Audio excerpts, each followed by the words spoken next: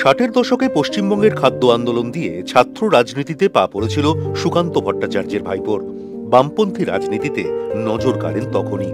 সামান্য সিনিয়র বিমান বসু, শ্যামল চক্রবর্তী, দীনেশ মজুমদার, সুভাষ চক্রবর্তীরা বুদ্ধদেবকে যুব সংগঠনের দায়িত্বে আনার চেষ্টা করেন। ধীরে ধীরে নজরে পড়েন প্রমোদ দাশগুপ্তের।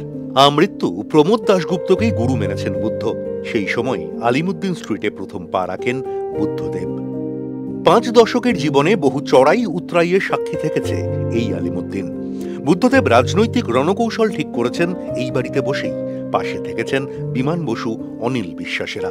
বুদ্ধদেব ছিলেন পশ্চিমবঙ্গে সিপিএমের দ্বিতীয় প্রজন্মের নেতা। জ্যোতি বসুর পর দলের তরফে রাজ্যের মুখ্যমন্ত্রিত্বের ব্যাটন তুলে দেওয়া হয়েছিল তাঁরই হাতে।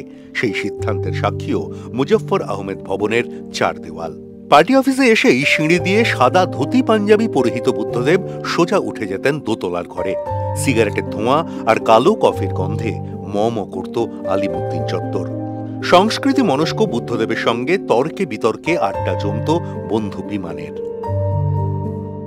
13ই মে 2011।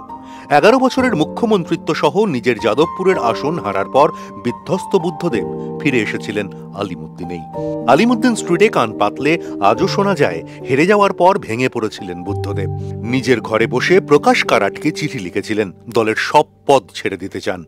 রাজনীতির ট্র্যাজিক হিরো নিজেকে বন্দী করেছিলেন পাম অ্যাভিনিউয়ের 2 কামরার ফ্ল্যাটে। দোতলার সেই ঘরের মালিক আর নেই। ঘরের দরজা বন্ধ হয়ে গিয়েছে চিরতরে। প্রায় অন্তরালে চলে যাওয়া প্রাক্তন মুখ্যমন্ত্রী শেষবার আলিমুদ্দিন স্ট্রিটের পার্টি অফিসে এসেছিলেন কোভিডের আগে। অসুস্থতার কারণে আর আসা হয়নি।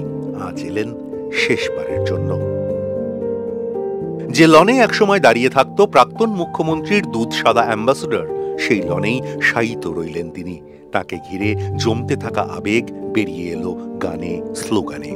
শ্রদ্ধা জানালেন প্রকাশ কারাট, বৃন্দা কারাট, বিমান বসু, মানিক সরকার, নীলোৎপল বসু, রামচন্দ্র ডোম, সূর্যকান্ত মিশ্র। শ্রদ্ধা জানাতে আসেন বিজেপি নেতা তাপস রায়। শ্যামল, সুভাষ, অনিল আগেই চলে গিয়েছেন।